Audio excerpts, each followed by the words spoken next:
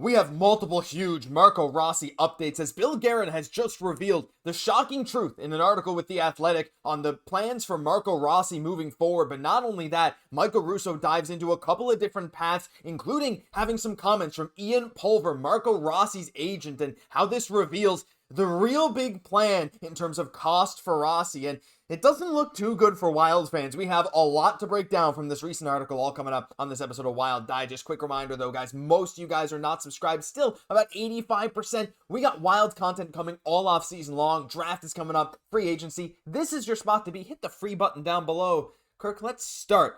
Let's start with something else from this article, because we'll get into the Rossi stuff in a minute, but I want to open with something a little softer, a little easier to digest, should I say, and that's some Marcus Johansson stuff. And look, near the end of the article, Michael Russo said simply, one current UFA that the Wild have that they might want to re-sign is Marcus Johansson. Look, he's 34. If they can get him on a significant haircut to his recently expired 2-year, $4 million contract, hey, he could be an option to return next year on an inexpensive contract, and he might be open to it, Kirk. Look, I like Mojo. Again, I don't think he should be spending a lot of time on the second line like he did in stretches this year, but I am fully on board with bringing him back, and I'm honestly kind of glad to hear that this seems to be something that is definitely a possibility. Yeah, Marcus Johansson has been really a staple for the Minnesota Wild's depth forwards here for now a few years, in a second instance as well after his first tenure with the Wild. And it does seem like now, the age of 34, going on 35, that his kind of career is coming down to I don't want to say an end, but coming down to a more relaxing side of things. He's not being as important as he is to many other teams than what he once was. He's still a phenomenal player. There's no doubt about that, especially with 34 points in 72 games as, a third, fourth line, sometimes second line center. We know the Wild had a lot of injuries this year, and he took a big step up in those times. And it goes to show that, putting him wherever you really want, and, that's give or take, not the first line, second, third, or fourth with injuries and who you're pairing him with. He's still a player that is able to produce some very good numbers and be able to make some lines work if they may not be what you're really favoring ahead of a game. So I'm totally okay with the Marcus Johansson extension. I think that, of course, if you can get him on this reduced deal, which I feel like a lot of teams are still going to be looking for a guy like Marcus Johansson as well. So I think that will be something that the Wild will have to keep an eye on, but he would be a great player to have back. Veteran leadership, has had an injury history, but for where he will be playing, that kind of role he will be playing now, hopefully that risk of re-injury would be reduced. I would hope so. And look, again, looking at the projected lines from Puckpedia, again, this assumes some things, doesn't assume others. But look, again, I mean, Ogren is one of these names, Kirk, that obviously we keep talking about, that we hope to see with the main club next year. But it's been more of like, those flashes are there in the NHL. He has some good games, but the production isn't there. Whereas in the AHL, he just looks too good. So maybe at this time, even though he's only 21, he got a lot of time to get better. He might still be a tweener. And if that's the case, like having a guy like Marcus Johansson, even just for one more year, while we kind of ease Ogren into it and not kind of force him to be productive right away,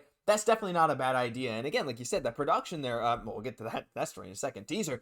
But that production there, like, again, you can put him anywhere in that bottom six. Now, Minnesota, again, we would still need some bottom six offense. That's something we're severely lacking. But again, if the team is healthy next year, Kirk, you see here, I don't think Foligno will be a second line player. Maybe that'll be Hartman. That'll probably be Yurov, right? Or, some things will move around. But you got decent bottom six talent there. Gaudreau, I mean, if Ogren does pretty good, Trennan, honestly, I think Mojo could give a nice little boost to this bottom six, again, provided that's his exclusive role. Yeah, the role that he will play is something the Wild know what they need. They're not going to try and put him somewhere that he's not comfortable with. His experiences with the Wild have been exactly what they're going to look for the remainder of what would be his Wild tenure. And of course, on this one-year deal, he's someone you trust in that position, rather than someone in the AHL may come up, maybe playing their fifth or sixth NHL game. You have Marcus Johansson, who has been the Wild, knows their system. You can trust him in any given scenario. In the final minutes of a game, you can comfortably put out your third line knowing that Marcus Johansson is there, rather than trying to run something. So I think it's just a safer bet. And also, he's just a great player for the Minnesota Wild. He probably hasn't been as good as what he would have been a couple of years ago if there was no injuries and whatnot in his first tenure, but he has been absolutely suffice as a 34-year-old coming into this team and punching above his weight class, I would say, for quite a bit of this season as well. Yeah, and look, I'm happy to see him back again. Maybe there's some fans that don't agree, but that's why we got the comment section down below. Would you be open to bringing him back on a cheap deal? Hey, having that bottom six talent is always nice. A guy who can produce, 10, 15 goals, 20, 30 assists, it's always welcome. So leave your thoughts down below, but we got to get into this big stuff, Kirk. Now, as the recording of this video, pretty sure this article was posted less than an hour ago, so this is fresh stuff. And I know some of you are sick of the Rossi stuff, but you're going to want to hear this, because this is some big stuff today, Kirk. Now, look, we have a lot of stuff to dive into here, but why not get straight into the big quote from Billy G himself, and it reveals a lot. Yeah, teams see this stuff written when we're hearing about other teams seeing that Marco Rossi's reportedly, oh, the Wild don't want him, this kind of stuff. Bill said, yeah, like teams see that and they call, but like I said, Marco's a good player, and I'm not interested in making our team worse or postponing our team being better. So I'm not dying to get rid of Marco. That's the bottom line.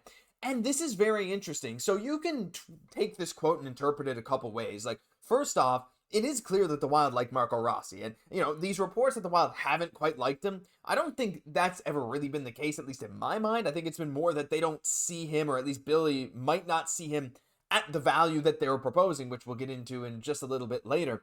I like that they're saying they like Marco Rossi because objectively, Rossi's been a great player, Kirk, but saying he's not in any rush to trade Rossi, I think this is just telling me Billy's like, look, I'm not trading him for a pile of crap. I'm waiting for a good offer to come through. What do you interpret from this? I feel like there's a lot of inferences you can gather. I feel like it saves us a lot of stress because we've spoken about here. We were afraid that Bill Guerin or the Minnesota Wild would not like the deal that they would get. And obviously they were going to reject anything that wasn't as up to their standards as they would have wished to. But we now know that they're not forcing Rossi out of town. They're going to wait until they get a trade they like, or might not even trade them all. This gives us another good look at an offer sheet, get more return, better than 1, 2, and 3 first round picks in an offer sheet, depending on the price, of course, whether I believe it's 7.1 or higher or below. Along the lines of that, there may be a better opportunity to reject all trades, let them sign an offer sheet somewhere. You also get the instance then, you could go and sign him in that offer sheet if it's a great price. So I like that Bill Guerin left all doors open. He did not burn any bridges here, and we knew he wasn't going to anyways because obviously Marco Rossi is a great player. There was no doubt in my mind that he still likes him, but as you mentioned, just don't see him at that value that why just looking like Ian Pulver is trying to say that he's worth.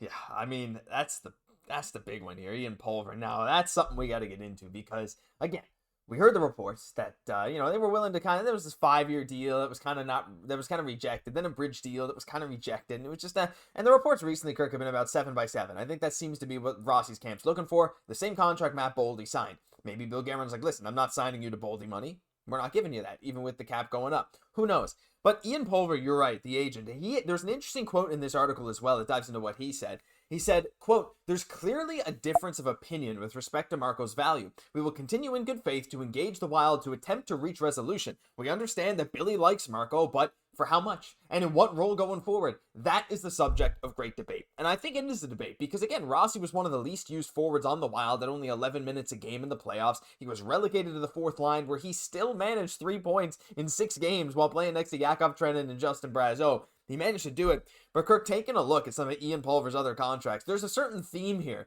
Tyler Seguin. Now, there's a lot of other names here, but these are the ones that I think are just nice to bring up. Tyler Seguin, Miro Heiskanen, and Thomas Chabot, Carter Verhaeghe, Barclay Goodrow. A lot of these guys got a bit more money than I think some people might have expected, or regardless, Ian Pulver's the kind of guy that wants to get the most for their client, right? So when we're talking this Rossi situation, and he's saying, look, I don't know where the Wild see him in terms of his role long term. I think that's where this disconnect comes from, Kirk. I think Ian Pulver's not going to pull any bunches. He's going to say, I want to get my boy $7 million, if not say goodbye. And I think it's really now almost the cards are on Bill Guerin's table to decide whether that is the move or just to let him go or to move him for something sooner rather than later. Yeah, and I think the Wild and Ian Pulver and Marco Rossi's camp, of course, have a much bigger discourse than what we probably would see any other instance. You said you have Matt Boldy, of course, 7x7. That contract is not just a good contract. It is a steal of a contract. I personally see Matt Boldy as a well above 10 million player. Giving him 7x7 gives Bill Guerin the instance, the ability to say, hey, you're not as good as Marco Rossi. Of course, not saying that directly, but implying that, we have Matt Boldy on a 7x7. We can't give you more than 7. Then you have Ian Pulver, who, of course, Thomas Chabot, not really worth 8 million. Tyler Seguin, not worth 10 million, just about. Those contracts are definitely well above what those players are worth. I think that what is Ian Pulver is trying to do with Marco Rossi, where he has such a small sample size, but it's still very, very good. So trying to get the best for his player, obviously, is what he's going to do. So it does seem like the Wild definitely have this big spread. not because of, any specific hatred toward the Wild from Marco Rossi or Marco Rossi from the Wild, but just because of the past instances that have happened. It just so happens to be a big group of unlucky instances for both sides here. It's an interesting thing to follow regardless. And listen, reading these quotes is like we said, there's a bunch of different ways you can take this. Is this Ian Pulver kind of saying, look, he sees Marco as a high value top 6 player. That's not where the Wild see him. And if they can't agree on his value going forward, his position, maybe there's a new place. Bill Guerin, not in any rush to trade him, of course. But Bill also said, listen, I don't need to wait till the draft to make a trade. If you want to trade with me, it comes before. He also denied the Tyson Forster trade reports, all this stuff. There's a bunch of great stuff in there, so please check it out down below. I mean, we've linked it as always, but leave your thoughts on everything as well, because that'll do it for this episode of Wild Digest. If you enjoyed, leave a like, comment, subscribe to the channel. Thank you so much for tuning in every single day. I'm Josh Goss, my co-host, Kirk Day. We'll catch you in the next one.